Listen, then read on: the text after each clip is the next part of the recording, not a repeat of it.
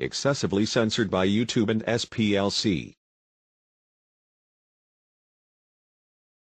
The family of 16-month-old Anthony Delgado knew their little boy had been murdered. They knew police had arrested the babysitter and charged her with the crime. But what they did not know until this afternoon was the torture and abuse he suffered in the moments before his death. Breaking news, nigga. Some breaking news. Facts don't care about your feelings. There's something wrong with the black man's mind. There's something wrong with his mind. Nigga, please. I think it's going down. Fight their asses. In that courtroom this afternoon, the family members heard details and exploded with rage, anguish, tears. Prosecutors pointed to 31-year-old babysitter Gloria Fields and accused her of repeatedly beating the little boy. She allegedly sexually abused him with a crayon and a pencil and left the items inside him. She allegedly sexually abused him with a crayon and a pencil and left the items inside him. She allegedly sexually abused him with a crayon and a pencil and left the items inside him, then took him, traveled with him around the city while he was injured internally. The prosecutor says she is seen on video at one point carrying his lifeless body while casually smoking a cigarette, and then moments later slamming him into the ground. By Sunday night, police say she dropped him off with his grandmother. She lives beneath them in their apartment building. And the boy, Anthony Delgado, was nearly dead. He was in cardiac arrest by the time police arrived. When family members heard these details of his suffering, they were beside themselves with grief. She needs to be punished for what she's done. You can't do this. That was a human being. That was a little baby. Broken collarbone, bruises on his face. So, I mean, I didn't even know all of that. Then outside the courthouse, some family members became irate, angry with the media, certainly angry with the babysitter. Court officers streamed out of the building to escort family members away. Most of those family members promised revenge in prison, shouting and yelling in that courtroom. And so many people wondering at this point why Fields would allegedly torture and abuse a child the way she did. Certainly mental illness is being investigated, but prosecutors say that she finally admitted to these crimes when she was confronted with her own abuse that she suffered when she was a child. Gloria Fields has been charged with murder and sexual assault, and she has been remanded. Reporting outside the Staten Island courthouse, Ida Siegel, News 4, New York. New at noon, take a good look at this video from Gwinnett County. See the man in custody there? He's soaking wet. Officers who are escorting him are wearing masks. This is all part of a SWAT situation that shut down a busy fast food restaurant near Lawrenceville this morning. CBS 46's Rebecca Schramm was on the scene as it all went down. The SWAT situation ended with Gwinnett County firefighters hosing off a man behind the McDonald's on Sugarloaf Parkway at Cruz Road. To find out why, let's take you to the beginning. It was about 4:30 a.m. when employees noticed a man in the restaurant who appeared to be doing drugs. They asked him to leave. Instead, he went into the bathroom and wouldn't come out. Responding officers saw he had a knife. He was actively making threats towards our officers, saying that he was going to kill them. Soon, SWAT officers had the place surrounded. A negotiator tried to reason with the man as investigators obtained warrants for terroristic threats and criminal trespass. But during that four and a half hour time frame, the suspect was inside the men's restroom, actively destroying that restroom, taking the urinal off the wall, busting some pipes. So it was important that we get him in custody as quickly as possible so he couldn't do any more damage not only to the restaurant but to himself as well. Soon afterward, our camera captured what appeared to be a flashbang. Watch this.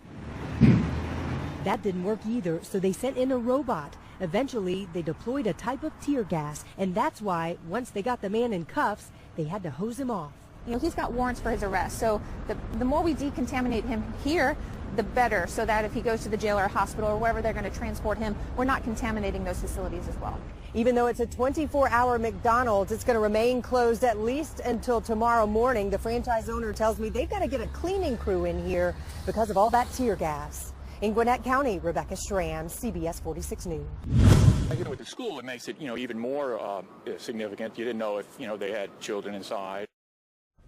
One man is in custody tonight after a police chase in Metairie ended in the yard of a Catholic school. It stunned neighbors and forced the school to go down in lockdown mode. Tom, the chase started around 10:30 this morning near Bonneville Boulevard and Metairie Road and ended at St. Catherine of Siena. Paul Dudley has been following the story and joins us live with more on what happened. Paul? Well, this all started when police got a call about a suspicious person just a couple blocks away from here. Now, police tried to stop that vehicle. The driver ended up taking off. He ends up crashing, getting out of his vehicle, and hops the fence to the school you see behind me. A suspect on the loose, a school on lockdown, and dozens of police cars made for a frightening few moments near St. Catherine of Siena Catholic School. It's a quiet neighborhood. You don't see this sort of thing happening at all. It all unfolded after police tried to stop a driver on Metairie Road. The suspect, now identified as 25-year-old Robert Celestine of Kenner, led police on a chase and crashed into two other cars on Cotterford near Bonneville. The sirens just came streaming down the Veterans Highway. 5, 6 marked cars, about 5, 6, 8, 10 unmarked cars, and it kept coming. According to police, Celestine got out of the crashed car and hopped the fence into the schoolyard. But teachers were ready, and so were police. The school did a great job of locking down their students themselves. Teachers allowed our police officers to go in, and we were able to make an apprehension very quickly. After the crash, officers found at least one gun and drugs in the vehicle that Celestine was driving, but when he took off into the schoolyard, he was unarmed. The drugs are not legitimate. Whether the gun is or won't be, our investigation will determine that. And all parents did receive a text when this did happen telling them that the school was on a lockdown. It was a very short lockdown. To kind of put this in perspective for you, it started about 11 a.m. By the time we did our noon live shot, the kids were already out playing on recess. It's the very latest. Live in Metairie tonight, Paul Dudley, Eyewitness News. Glad everyone's okay. Thanks very much, Paul.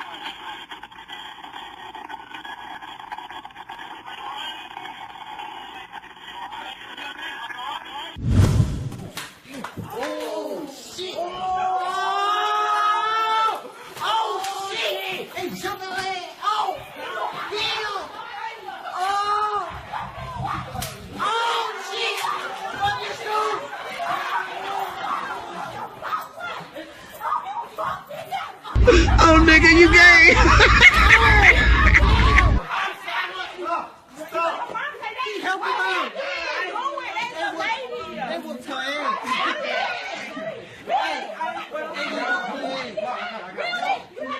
I think it's cold.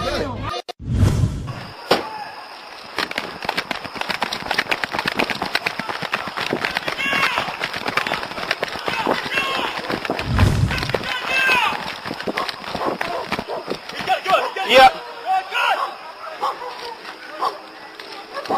Drop the gun now! Drop it!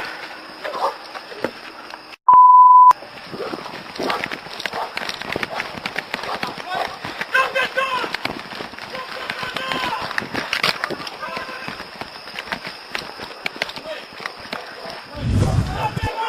Wait, back up! Back up! Back up! Back up! Let go! Back up! Right there! Come here! Now, please!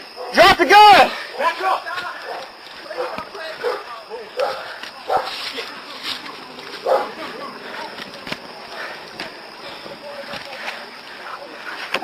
Hey, watch your gun. Watch your points now. Hey, this is back to the end rail! This is back to the end rail! Drop that gun! Hey, somebody start getting on the backside. Whatever runs parallel to Holly, away from the house.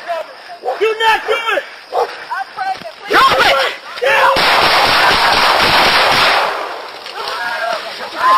it! Drop it! Drop it! Let me see your hands! Y'all got him! Hey, Court. Hey, Court, start medic. We got one suspect shot. All officers, 10-4. Do that reach for anything. I got this hand. No, you're not. We're going to get you through this. You got to get out of here. Let's go. Where's that gun? Well, a political disagreement inside a popular taco shop may have led to a violent attack in Northwest D.C. Police are looking for these two women right here, accused of hitting another woman because she said she was a Trump supporter. Fox 5's Lindsay Watts is live in Northwest now with the details. Hey, Lindsay. Sean, I spoke to the victim tonight, and this was a nasty attack. That's nasty. The police report is even calling it a suspected hate crime. This is where it happened, here at Surfside on N Street, just off of Connecticut. We're not too far from DuPont Circle. Close quarters in here. This is not a large restaurant. There are surveillance cameras, though. Take a look. Police are not releasing footage of the actual assault, but they say these are the two women who committed that assault. The victim is a 29-year-old named Marcella. She said she overheard the two women and a man that they were with having a political conversation. She says these were definitely not Donald Trump supporters. She says she decided to interject in the conversation, saying, "I support Donald Trump." She says the women then attacked her. We spoke to Marcella by phone about an hour ago, and here's how she describes what happened. Well, I'm a Trump supporter. I stood by my views, and then they called me a racist, and then they started attacking me. Tell me about your injuries. Well, after that, after it happened, I got a bruised right eye. My blood vessels inside my eye outburst. I got a fractured finger, and some bruised. My knees was also a bruised knee, and some minor bruises all over my body. Serious injuries there. Marcella said that she went to the hospital afterwards to get checked out. This all happened about 2.5 weeks ago, but police only released that surveillance video today because they still have not been able to find those two women who are now wanted for felony assault. If you do have information about them, contact D.C. Police. Live in Northwest, Lindsay Watts, Fox 5 Local News. Right now, two people are charged with the father's murder, his wife, and a man who lived at their home. Channel 2's Gwinnett County Bureau Chief Tony Thomas is live outside police headquarters, and Tony, police say money was the motive. Money and apparently sex, Carol. Detectives here at headquarters just said a long-term affair and $1 million life insurance policy apparently led up to this murder. Now, investigators say repeated interviews with the suspects just didn't add up. Victim George Young's wife, Tia, was arrested last night along with family friend Tim Lee. Lee lived in the home with the Youngs. Young was shot on the porch of his Beaufort home last November with his family allegedly asleep inside. Homicide investigators for weeks have suspected this was not a random crime, but say one last round of interviews yesterday broke open the case. Arrest warrants do not make it clear which suspect detectives believe fired the shots that killed Young just as he returned home from a private security job at Lenox Mall. Tia gave a tearful interview to me just hours after George's death. Here's what she said back then. I don't know how I'm going to do it by myself, because you practically came into my house and did this practically. So I don't feel safe at all. I don't understand. And from what detectives have told me, it doesn't look like it was a robbery. Everything looked intact. I never heard a car speed off. My brother didn't either. I'm nervous because nobody's been caught. I think I'm still in shock. Both suspects are being held without bond at the Gwinnett County Jail. Now, detectives say that affair they believe was going on, that they say they confessed to between Tia and Tim Lee, continued up until the time of their arrest. That was an affair, an alleged murder plot that detectives say the Young's three sons had no idea about. We'll keep you updated through the afternoon. Live at Gwinnett Police Headquarters, Tony Thomas, Channel 2 Action News. 11 News getting new details on a deadly officer-involved shooting in Homewood that sparked protests. Today, it was ruled justified by the Allegheny County DA. Channel 11's Aaron Martin is live at Pittsburgh Police Headquarters with the details for us. Aaron. And Peggy, for the last 6 weeks, family and friends, as well as much of the Homewood community, has been calling for more transparency into the investigation of this officer-involved shooting. But today, for the first time, we not only heard, but saw what led Allegheny County Police and the DA's office to determine this shooting was justified. The video is grainy and difficult to see, but this is our first look at the moments before Mark Daniels was fatally shot in February. The most important thing today is that we lost a human life. And I wanted to make sure that you guys understood what the facts and circumstances were. The surveillance video shows Daniels leaving Betts Market on Brushton Avenue in Homewood on February 11th around 1:15 a.m. Pittsburgh police officer Gino Maciosi and officer Kevin Kissow were patrolling nearby and noticed Daniels look, quote, angry and agitated. They drew their weapons, and Maciosi told investigators he followed him into a nearby alley. Moments later, 6 shots were fired. DA Steve Zappala says the first 2 came from Daniels' gun. This is where the initial shots were fired. This goes back to Officer Maciosi. This goes back to Mr. Daniels. This is where the second volley took place. What happened is Mr. Daniels retreated to this area. The officers then began chasing Daniels. This surveillance video captured Maciosi firing 4 more shots. One struck Daniels in the back of his arm, hitting an artery and eventually leading to his death. He was found on the porch of a nearby home a short time later. Since Daniels fired on the officer, Zappala says he was within his rights to keep firing while trying to make the arrest. Maciosi might be dead if he didn't have his weapon drawn. I think Mr. Daniels only retreats because he returned fire. Now, late this afternoon, we actually heard from the attorney representing the Daniels family, who says some of his own findings contradict what was revealed today by Zappala. They are considering legal action. Peggy? And Aaron, do we know if Daniels had any alcohol or any drugs in his system at the time of the shooting?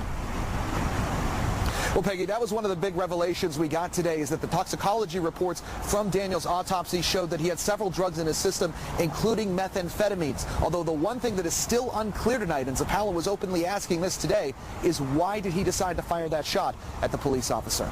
Reporting live from Pittsburgh Police Headquarters on the north side, Aaron Martin, Channel 11 News.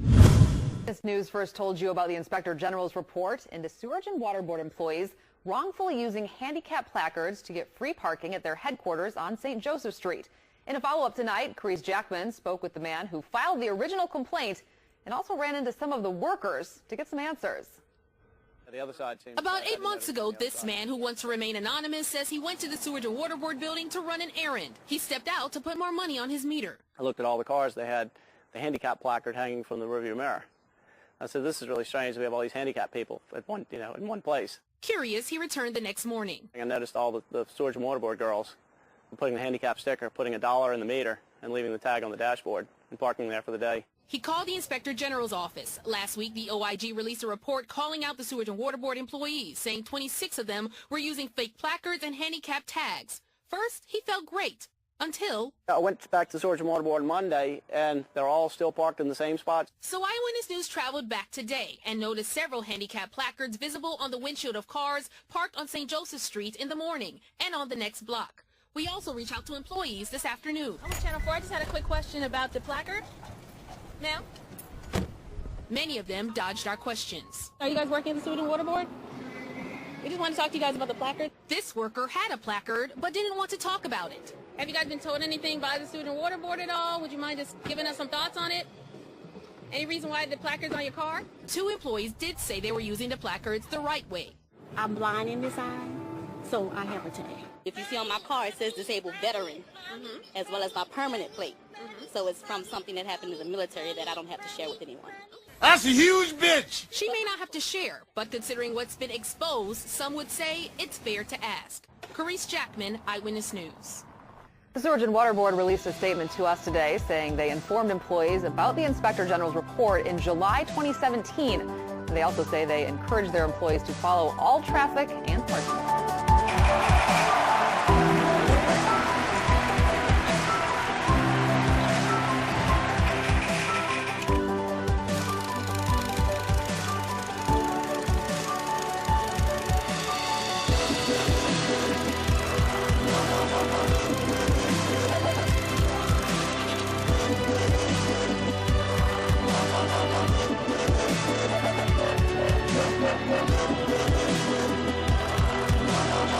A big shout out to GP Videos contributors, Baltimore's Jamal Trademark, and Chocolate Flat-Nosed Freak Show.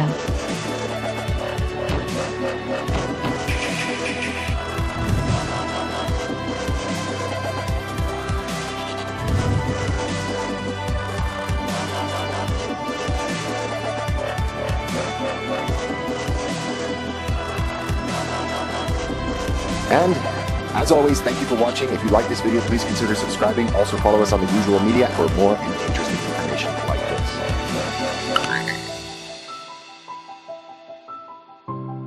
Channel moderators are Jer Shax and Michael Thomas. Thanks for your diligence and dedication.